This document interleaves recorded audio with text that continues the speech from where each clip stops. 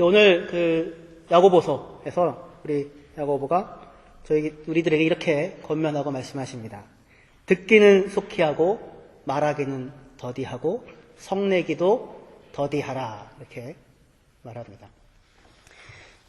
분노한다는 것과 말하는 것이 같은 연장선상에 있는 것입니다. 그렇죠? 듣기는 속히 하고 말하기는 더디하고 분내기도 더디하라. 분노라는 것이 무엇입니까? 안에 말이 가득 차 있는 상태이죠. 그렇죠? 끊임없이 말들이 올라오는 상태가 분노이죠. 그 말 안 떠올리고 싶어도 그 말이 계속, 이 천하의 나쁜 놈, 이런 나쁜 놈, 끊임없이 나한테 그딴 소리를 해? 그 말이 계속 올라오는 상태이죠. 그렇죠? 말하기도 더디하고 분노하기도 더디하라. 그렇게 말들이 막 가슴을 차오르고 치밀어 올라서 채울 때에 그때 천천히 말하여라. 그때 말하지 말아라. 말하는 것을 늦추어라. 그리고 뭘 하래요? 들어라. 누구의 이야기를 듣습니까? 하나님의 말씀을 들어라. 이것입니다. 다른 누구에게 나아가지 마시고, 친구에게 나아가지 마시고, 하나님에게 나아가셔서 하나님에게 쏟아놓아 보십시오. 그러면 그 차오르던 말들이 정리가 되어지고, 그리고 말을 굳이 뱉지도 않아도 되어질 수 있는 상황 가운데 이르게 될 것이고, 그 다음에 내 말을 만들어냈던 누군가의 그 말을 제대로 진정으로 들을 수 있는 자리에 서게 되어질 수 있을 것입니다. 우리 이렇게 사람들 살아가는 일 속에서도 말들이라고 하는 것이 하고 또 듣는 것이 그렇게 중요한데, 그 모든 말들의 근원, 말을 만드신 이, 말을 말되게 하는 이, 누구입니까? 하나님이신 것입니다. 저와 여러분들이 하나님과 바른 관계를 맺고 있을 때에 우리는 제대로 말할 수 있고, 저와 여러분들이 하나님의 말씀을 듣고 살 때에 우리는 누군가의 이야기도 들을 수 있으며 누군가에게도 제대로 말할 수 있는 사람이 될 것입니다. 그렇죠? 살까 말까 애매할 땐 사지 말고, 줄까 말까 애매할 땐 주고, 갈까 말까 애매할 땐 가고, 먹을까 말까 애매할 땐 먹지 말고, 말할까 말까 애매할 땐 말하지 말고, 그런 이야기가 있습니다. 천천히 말하고 제대로 듣고 말하고 분노 중에 말하지 말아야 한다는 얘기죠. 근데 그렇게 급하게 말하게 되어지는 이유 중에 하나는 더러운 것과 남겨진 악함, 분노라고 하는 것들을 만들어내는 다른 사람에게 문제가 아니라 자기 자신 안에 남겨져 있는 악함과 더러운 것이 있을 때에 급하게 말을 하게 만드는 것입니다. 그래서 그것을 버리고 하나님의 말씀을 들으라, 그렇게 말합니다. 그 말씀은 능히 우리를 구원할 능력이 있다, 그렇게 말씀하십니다. 21절에 한번 같이 읽어보시겠습니다. 1장 21절입니다. 같이 읽겠습니다. 시작. 그러므로 모든 더러운 것과 넘치는 악을 내버리고 너희 영혼을 능히 구원할 바 마음에 심어진 말씀을 온유함으로 받으라. 모든 더러운 것과 넘치는 악을 버려야 하는 것입니다. 버리는 것과 동시에 너희 영혼을 능히 구원할 수 있는 능력이 있는 하나님의 말씀을, 그것을 들어라. 그래서 천천히 말하고 빨리 들으라는 야고보의 말은 결국 당신들의 영혼을 능히 구원할 수 있는 하나님의 말씀을 들어라 라고 하는 것으로 우리를 모아가고 있습니다. 말 중에 말이 하나님의 말씀입니다. 다른 말은 안 들어도 괜찮지만 하나님의 말씀은 듣지 않으면 안 되고, 다른 말은 들어도 우리를 구원할 능력이 없지만 하나님의 말씀은 듣는 자를 구원할 능력이 있습니다. 그런데 이제 우리 예배에 와서 이제 예배도 드리고 또 찬양도 하고 말씀도 듣지만 듣는다고 해서 다 듣는 것이 아니다라고 그 이후에 야고보가 이어서 이야기를 합니다. 어떤 이는 듣고 그냥 잊어버리고, 어떤 이는 듣고 그 말을 따라서 행하여 삶이 달라지는 사람들이 있다고 합니다. 그렇죠?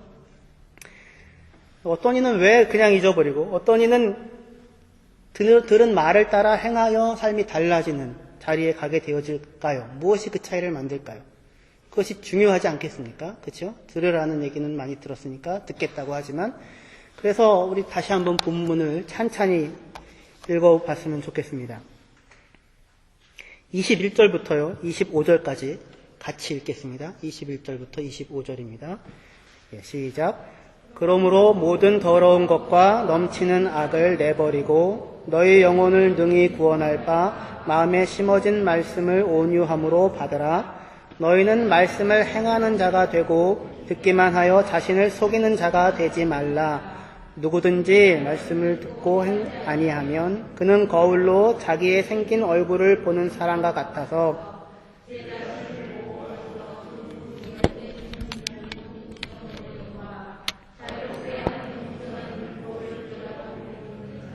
듣고 잊어버리는 자가 아니요 실천하는 자니 이 사람은 그 행하는 일에 복을 받으리라.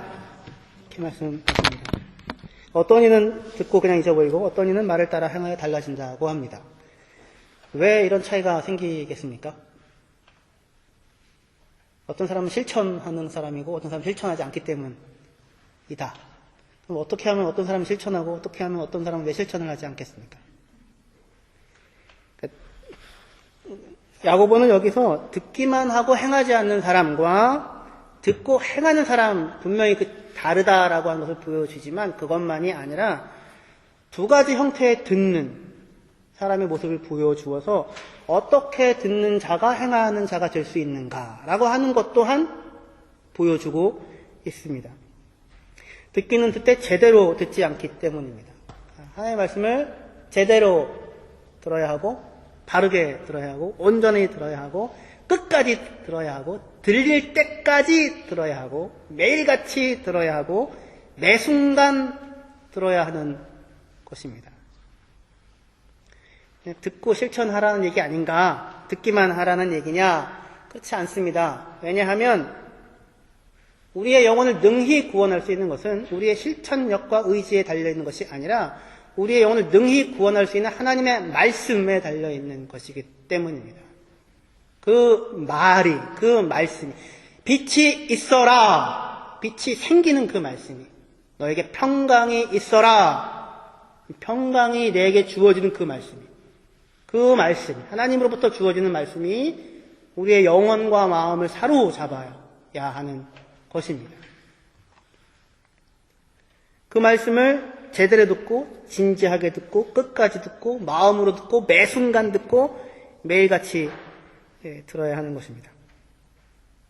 두 사람의 듣는 자의 모습을 두 사람의 보는 자의 모습으로 야고보는 설명을 합니다. 한 사람은 거울을 보고 자기 생긴 모습을 거울로 보는 사람, 이 한 사람이고 23절에 또 한 사람은 25절에 자유롭게 하는 온전한 율법을 들여다보고 있는 두 가지 보고 있는 사람의 모습을 그려줍니다. 거울을 보고 있는 그 사람은 듣고 잊어버리고 있는 사람의 모습을 보여주며 자유케 하는 온전한 율법을 들여다보고 있는 사람은 계속해서 들여다보고 거기에 머물고 있는 사람은 그것을 듣고 행하는 사람이다. 그렇게 지금 이야기를 하고 있습니다. 한 사람은 거울로 자기 얼굴을 보고 내가 이렇게 생겼구나. 참 잘생겼네. 요즘 따라 주름이 늘기 시작하는구만. 이렇게 자기의 모습을 보는 사람입니다. 그러면 된 거 아닌가? 아니라고요. 그 사람은 어떠한 사람이냐 말씀을 듣고 그냥 잊어버리는 사람이 누구랑 똑같냐면 나 이렇게 생겼구나 보는 것입니다.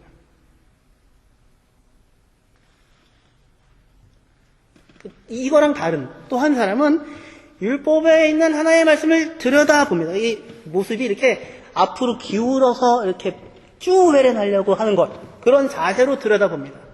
보고 또 보고, 우리 성경에는 정확하게 표현되어 있지 않지만 들여다보고 있는 사람, 계속해서 그렇게 하는데 머물고 있는 사람, 그 말씀 가운데 말씀을 들여다보고 있는 행위를 지속적으로 행하고 있는 사람, 다시 얘기해서 끊임없이 듣고 있는 사람, 그 사람은 듣고 잊어버리는 사람이 아니고 행하고 있어서 자유롭게 되어지고 그리고 참된 복을 누리는 사람이 되어진다. 그렇게 이야기를 하고 있습니다. 아, 내가 이렇게 생겼구나. 거울을 보고 여기 점이 있고 여기 얼룩이 있고 여기 밥풀이 묻었구나. 그렇게 생각하고 거울을 떠나는 사람입니다.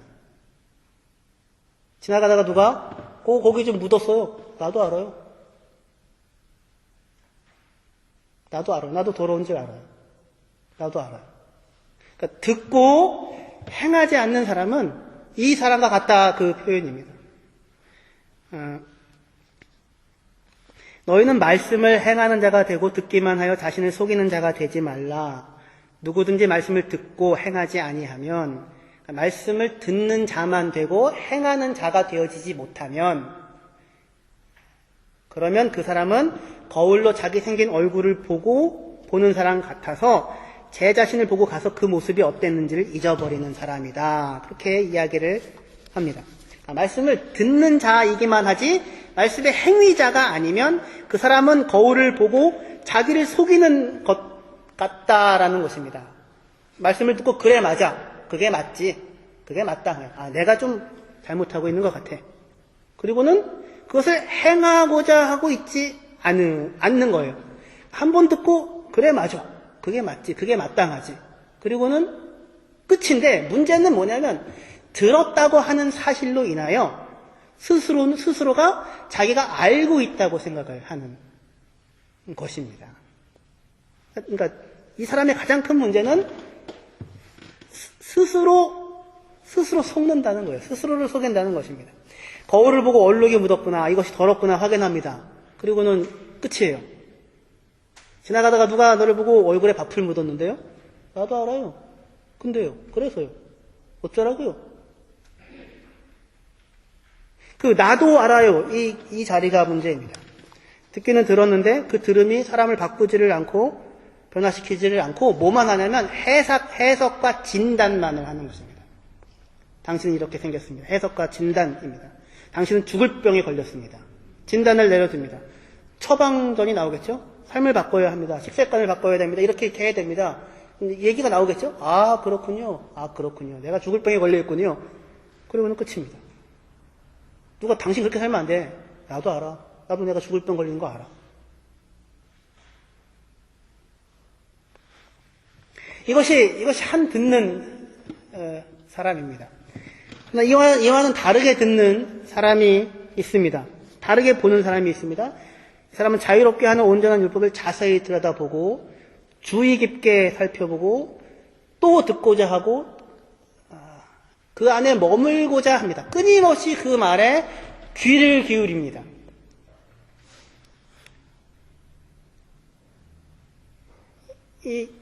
어떤 그림이 그려지냐면 끊임없이 그것을 들여다보아서 어디 가다가 당신 여기 뭐 묻었어요? 그러면 가서 나 묻었어요? 어디요? 어디? 아, 여기 묻었구나. 아우, 안 지워지네. 가가지고 지워지나? 해서 끊임없이 들여다보고 지워질 때까지 지우고는 가는 그런 사람의 모습처럼 그려놓습니다. 그런데 이것을 그렇게 보고 자기를 지우는 거울 앞에서의 모습으로 야고보는 두 사람 다 다르게 표현할 수 있는데 그렇게 하지 않고 한 사람은 거울만 보고 나 이렇게 생겼구나 그리고 가는 사람과 또 한 사람은 거울이 아니라 말씀이라고 하는 것, 자유케 하는 온전한 말씀이라고 하는 것을 앞에 서서 그것을 끊임없이 바라보고 보고 듣고 또 보고 또 듣고 그 안에 머물고자 하고 그래서 그것을 마침내 그것이 고쳐지기까지 그 앞을 떠나지 아니하고 그리고 그것이 이루어졌을 때 고쳐졌을 때에야 그 자리를 떠나는 그러한 사람의 모습으로 그림을 그렇게 두 가지를 그려놓고 있습니다. 여러분은 어느 쪽에 속한 편인 사람이십니까?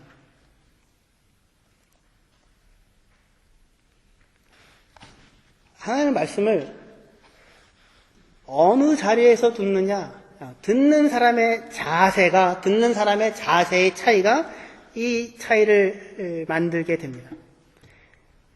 그래요. 그렇군요. 예수님께서 나를 위해 죽으셨군요. 내가 죄인인데. 굳이 그렇게까지 나를 위해 죽어주시지까지 않으셔도 되는데 뭘 나를 사랑하신다고까지 얘기하시니 감사하긴 하네요. 예, 좋네요. 그렇다고요. 제가 죄인이라고요? 예, 맞습니다. 저 죄인이죠. 그럼요. 에이, 저도 제가 의인이라고 얘기하는 건 아닙니다. 근데 그 죄인이 저를 왜 죽어주셨다고요? 아우, 감사하네요. 아, 그렇군요. 아, 예, 알겠습니다. 아, 내가 이렇게 생겼구나. 아, 내가 이렇구나. 그리고는 가는 사람이 있고, 그렇지 아니하고, 그 거울의 모습 속에서 내가 어떠한 자인지를 확인하고, 내가 죽어 마땅할 자인, 그런데 그가 나를 사랑하여 나를 위하여 자기 몸을 버리신 그분이, 단순히 거울이 아니라 율법의 말씀으로 친히 찾아와 내 삶에 들어오시고 나를 만지시고 내게 간섭하시며 내게 말씀하시는 그분의 손길 앞에 세워져 끊임없이 그분과 함께 살아가는 삶을 살아가는 과정을 통해서 그가 내게 행하신 일이 도대체 무엇인가를 알아 그 앞에서 삶을 살아가고 있는 그러한 자세와 관계가 말을 하고 있는 그분이 내게 어떠한 존재인가 라고 하는 그 차이가 이 두 사람 사이의 차이를 만들게 되는 것입니다. 우리 말씀을 좀 더 진전시키기 위해서 디모데 후서 4장을 한번 찾아보시겠습니다.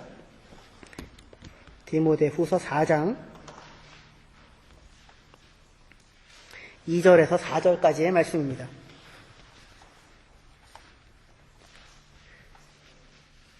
그러면 아까 이전에 제가 이렇게 얘기해왔던 그 부분이 얘기가 어떠한 의미가 있는가가 좀 더 분명하게 되어질 것입니다. 디모데후서 4장 2절에서 4절까지의 말씀 같이 읽겠습니다. 시작. 너는 말씀을 전파하라. 때를 얻든지 못 얻든지 항상 힘쓰라. 범사에 오래 참음과 가르침으로 경책하며 경계하며 권하라. 때가 이르리니 사람이 바른 교훈을 받지 아니하며 귀가 가려워서 자기의 사육을 따를 스승을 많이 두고 또 그 귀를 진리에서 돌이켜 허탄한 이야기를 따르리라. 이렇게 지금 말씀하십니다. 너는 말씀을 전파하라. 때를 얻든지 못 얻든지 항상 준비되어져 있어라. 오래 참음과 가르침으로 경책하고 경계하고 권하라. 이렇게 얘기를 합니다. 전해야 될 말씀의 내용이 뭐예요? 말씀의 성격이 어때요? 경책하고 경계하며 권하라. 이렇게 되어져 있습니다.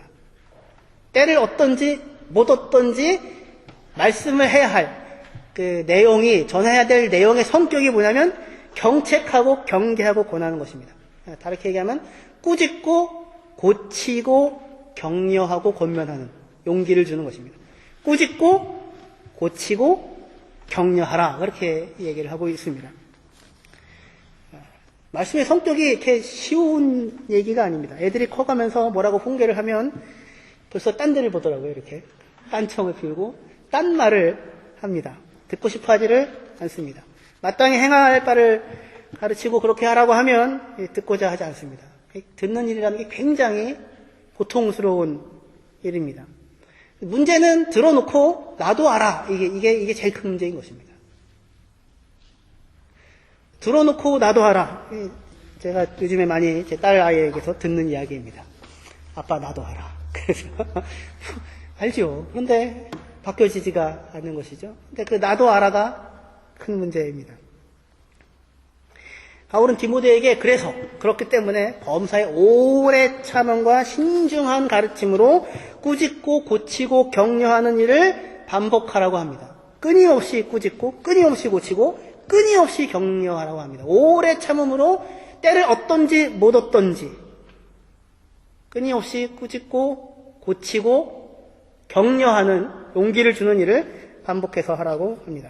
뭐랑 같은 얘기냐면 아까 야고보서에서 끊임없이 말씀 앞에 자기를 세워서 꾸짖음을 받고 고치고 위로와 용기를 받아서 격려를 받는 반복적으로 끊임없이 그 자리에 자기를 세우는 것과 동일한 그 일을 디모데 네가 하라고 그렇게 이야기를 하고 있는 것입니다.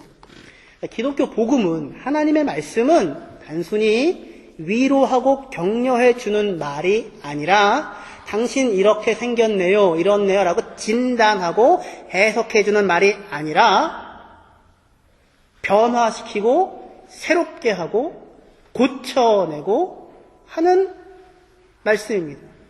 모든 종교는 컨포메이션입니다. 컨포메이션. 현재 당신의 모습이 이렇군요. 괜찮습니다.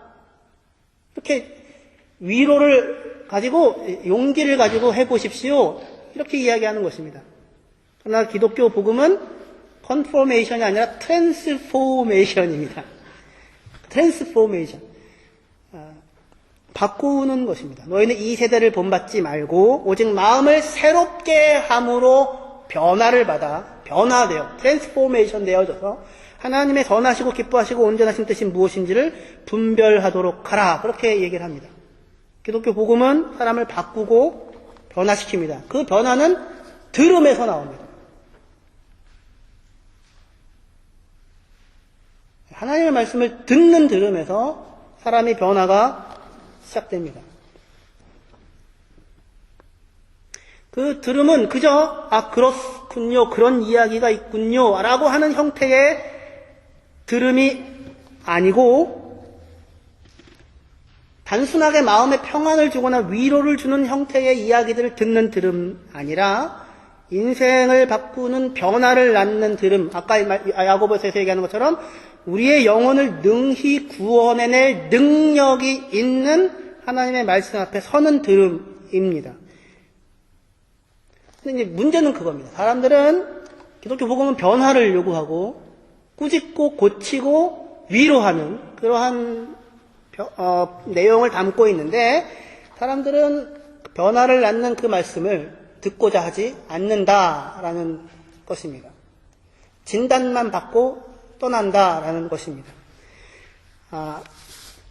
디모데후서 4장 아까 읽었던 3절 4절 다시 한번 읽어보겠습니다. 디모데후서 4장 3절 4절입니다.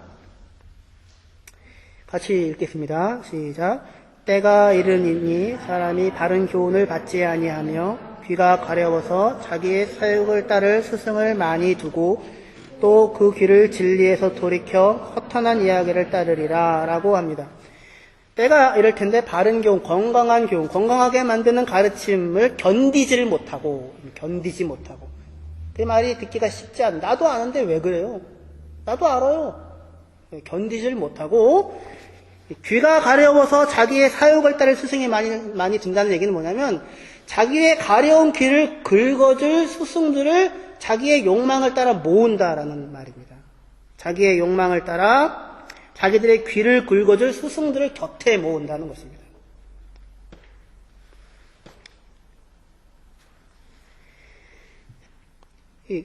그게 이 시대의 문제입니다.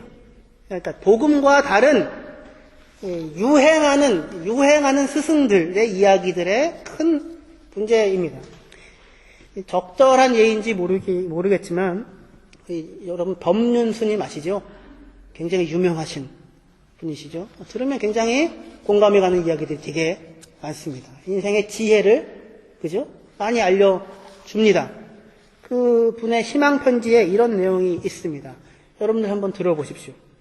어떤 직장인이 저에게 취업하기 전에는 여유가 생기고 나면 하고 싶었던 일을 하려고 했는데 결혼을 하고 아이가 생기고 나니 어느새 꿈이 멀어져 버린 것 같다. 그게 고민을 얘기했습니다. 제 얘기가 아닙니다. 그분이 이제 얘기를 하는 겁니다. 우리 삶이 그렇습니다. 늙은 사람은 조금만 젊었어도 자식을 둔 사람은 자식만 없어도 고등학생은 대학만 가면 취직만 하면 결혼만 하면 그렇게 핑계를 대면서 자신이 하고 싶은 일을 미루며 살아갑니다. 여기서 벗어나는 길은 두 가지가 있습니다. 하나는 더 이상 미루지 않고 지금이라도 탁 털고 일어나서 직장이든 가정이든 그냥 안녕히 계세요 하고 자신의 목표를 향해 떠나는 것입니다. 하지만 그러기가 어렵다면 이런저런 생각하지 말고 아이고 마누라 있지, 집 있지, 직장 있지, 천하에 부러운 게 어딨나? 지금 내 인생이 최고다. 그렇게 생각을 해버리는 것입니다. 어느 쪽을 선택해도 좋습니다. 다만 선택에 대해 후회하지 않고 행복하게 살아가는 것이 중요합니다. 어떻습니까? 여러분들 어떻게 가려운 곳이 긁어지십니까? 그래, 맞다. 맞는 얘기다. 그래서 후회한들 무엇하랴? 잊고 행복하게 살자. 이런 생각이 드세요? 그래, 맞다. 나는 다 갖고 있다. 행복하자. 행복하다. 행복해하자. 그러면 행복해집니까? 문제는 거기에 있는 것입니다. 나는 자유롭다. 나는 후회하지 않는다. 나는 행복하다. 그렇게 생각하는 것으로 자유가 생기고 행복이 누려지느냐? 웃기는 이야기이죠. 들을 때는 말 같지요. 그게. 그래. 후회하지 말자. 뭐 바꿀 수 없는 거 지금 행복하게 살자. 후회하지 말자. 근데 결심한다고 하여서 그 상황이 되어지는 것이 아닌 것입니다. 결심한다고 해서 행복하자라고 생각한다고 하여서 행복해지는 것이 아닌 것입니다. 이 가려운 곳을 긁어는 주고 고개는 끄덕여 주게 하고 진단은 해주는데 상황을 진정으로 자유롭게 만들고 진정으로 행복한 삶을 줄 수 있는 힘은 없는 것입니다. 그렇게 생각해라 라는 요구일 뿐입니다. 하지만 우리 본문 야고보서에서는 뭐라고 얘기해요? 야고보서 1장 22절에부터요. 너희는 말씀을 행하는 자가 되고 듣기만 하여 자신을 속이는 자가 되지 말라. 누구든지 말씀을 듣고 행하지 아니하면 그는 거울로 자신의 생긴 얼굴을 보는 사람과 같아서 제 자신을 보고 가서 그 모습이 어떠했는지 곧 잊어버리거니와 자유롭게 하는 온전한 율법을 들여다보고 있는 자는 듣고 잊어버리는 자가 아니요 실천하는 자니. 다시 그 율법이 요구하는 그 일을 행하고 있는 사람이니 그래야 이 사람은 그 행하는 일에서 복을 누리리라. 복을 받으리라가 행복하리라 이겁니다.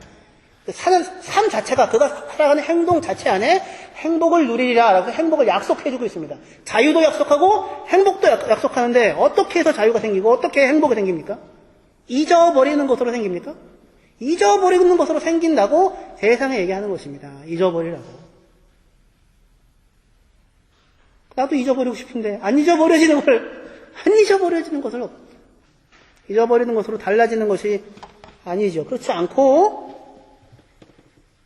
자유케 하는 하나님의 말씀을 붙잡고 씨름하며 자기를 부인하고 하나님의 음성을 따라 그 길을 걸어가는 실천하는 밟을 자기의 발걸음으로 자기를 부인하고 말씀을 따라 내딛는 걸음을 걸어야만 그 삶이 자유가 생기고 그리고 그 사람이 행복할 수 있는 것입니다. 그렇죠. 나는 행복하다 후회하지 말자라고 해서 행복해지는 것이 아닙니다. 더러운 일들과 남겨진 죄들을 버리고 떠나야 하는 것이고 말씀을 듣고 자기를 고치고 그 말씀을 따라 살아가는 것을 통해 변화된 삶을 살게 될 때에야만 자유도 있고 행복도 있는 것입니다. 아까 말씀하시기를 법문 스님께서 가정이고 아이들이고 직장이고 다 버리고 내가 하고 싶은 일을 그만 해봐라. 그렇게 얘기를 하시는데 어떻게 여러분들 그렇게 하면 해결이 됩니까? 도대체 가정과 아이들과 직장보다 더 중요한 그 목숨 같은 하고 싶은 것 그런 일들이 사람에게 여러분들에게 있습니까? 하나님으로부터 나오는 것입니다.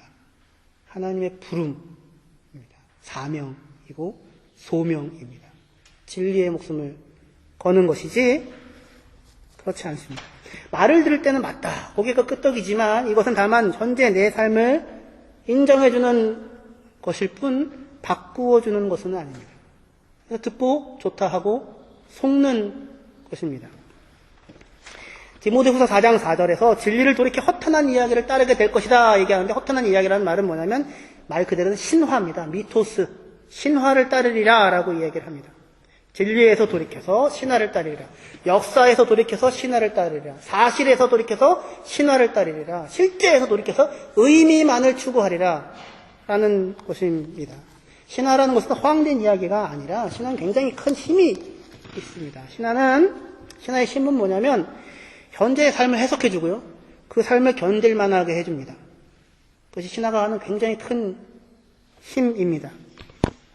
해석하고 진단해주고 나름의 의미를 찾게 만들어줍니다. 그러나 변화를 만들어주지는 못합니다. 오이디푸스 신화라는 거 아시죠? 오이디푸스 컴플렉스도 있고, 그렇죠? 태어나기 전부터 신탁에 내려와가지고 이 아이는 태어나면 아버지를 죽이고 어머니랑 결혼할 것이다. 끔찍하지 않습니까? 그래서 태배의 아들이었는데, 왕의 아들이었는데 버려지잖아요. 근데 이렇게 안 죽고 살아가지고 결국에는 아버지를 진짜 죽이게 되고, 삼거리에 만나서 싸움이 붙어서 아버지를 죽이게 되고 어머니와 결혼을 하게 됩니다. 그래서 태배 왕이 되고 맙니다. 그런데 재앙이 내립니다. 그 태배 땅에. 그래서 도대체 이게 무슨 이유 때문이냐? 아버지를 죽인 사람이 있어서 그렇다. 도대체 그놈이 누구냐? 그 놈을 찾아갑니다. 그 놈을 찾아가는 과정이 뭐예요? 자기를 찾아가는 과정입니다. 이 신화가 끊임없이 자기를 찾아갑니다. 진정으로 내가 누구인가, 내가 어떠한 존재인가, 내 인생은 무엇인가 라고 하는 것을 진지하게 묻고 찾아갔는데 그 결국 만난 자리는 헤어나올 수 없는 얽매여져 있는 그 이미 벌어져 버린 사슬과 같은 그러한 것입니다. 결국은 바로 내가 내 아버지를 죽고 내 어머니가 결혼한 사람이라는 것을 알게 되자 그 어머니가 자살을 하여 죽게 되고 오이디푸스는 눈을 찔러서 소경이 되고 자기 딸 안티고네와 함께 온 천지를 돌아다니며 스스로 고통스러운 삶을 살아갑니다.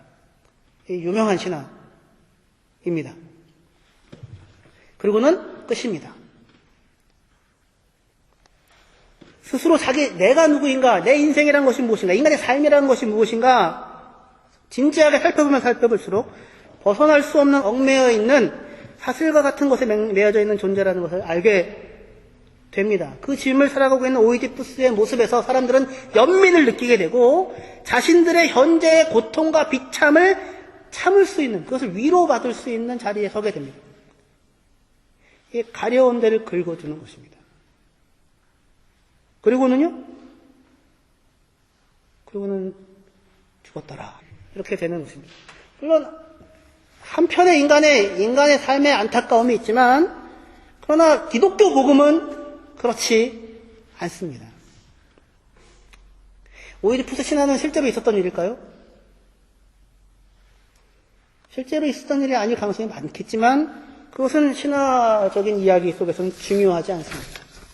중요한 것은 의미입니다. 여기서 중요한 것은 삶에 대한 해석과 진단일 뿐입니다. 그것이 전부입니다. 귀를 긁어주는 교훈이면 충분합니다. 얼굴을 비춰보고 나 이렇게 생겼구나 하고는 끝입니다.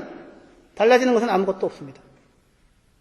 그런데 뭔가 달라졌다는 착각과 환상을 만들어내게 됩니다. 나도 알고 있어. 뭔가 깊은 의미를 알고 있는 것 같은 그러한 생각을 갖게 만드는 것입니다. 그러나 하나님의 말씀은 그렇지 않습니다. 하나님의 말씀은 현실이고 신화가 아니라 역사이고 실제입니다. 그리고 그 실제는 실질적인 변화를 낳습니다. 그것은 사실에 근거합니다. 십자가의 예수가 나를 위하여 죽고 나를 위하여 사셨다. 나를 용서하고 내게 새 생명을 주셨다. 라고 하는 이 이야기는 삶에 대한 진단과 해석입니까? 단순히? 그렇지 아니하고 그것은 있는 그대로의 역사적인 사실이고 예수는 실제로 말 그대로 나를 사랑하사 나를 위하여 자기 몸을 버리시고 십자가에 죽으셨고 그리고 죽고서 끝난 것이 아니라 다시 살아나셨습니다. 그리고 우리를 그 새로운 자기 안에 세워진 새로운 새 생명으로 불러내십니다. 우리에게 성령을 주십니다. 천지를 창조하셨던 그 하나님의 영을 우리의 삶 가운데 부어주십니다. 평안히 있어라 우리에게 말씀하십니다. 우리에게 끊임없이 찾아주셔서 끊임없이 꾸짖고 고치고 위로하시는 일들을 반복적으로 해 가십니다. 우리의 마음을 새롭게 하고 우리의 마음을 변화시켜 가십니다. 사실이고 살아있으며 현실이고 변화시키고 새롭게 하며 역사를 만들고 영원한 하나님 나라를 가지고 오는 하나님, 여러분들의 미래와 삶 전체가 나오는 하나님 아버지이십니다. 그분이 저와 여러분들에게 끊임없이 말씀하고 계십니다. 그 말씀에 귀를 기울이십시오. 그 말씀에 귀를 기울이는 방법은 그렇게 어렵지가 않습니다. 아침에 일어나서 무릎을 꿇고 하나님께 기도를 드리면 됩니다. 말씀을 열어 하나님 아버지 내게 말씀하여 주십시오. 진지하게 귀를 기울이시고 들으시고 찾아 나가시면 됩니다. 그러면 그분은 반드시 여러분들에게 찾아오셔서 여러분들에게 말씀하실 뿐만 아니라 단순히 삶을 위로해 주는 것을 넘어서서 여러분들의 삶을 친히 만들어 가시고 지키시고 새롭게 하시고 변화시키시고 자유롭게 하시고 마침내 복을 누리게 하실 것입니다. 기도하시겠습니다.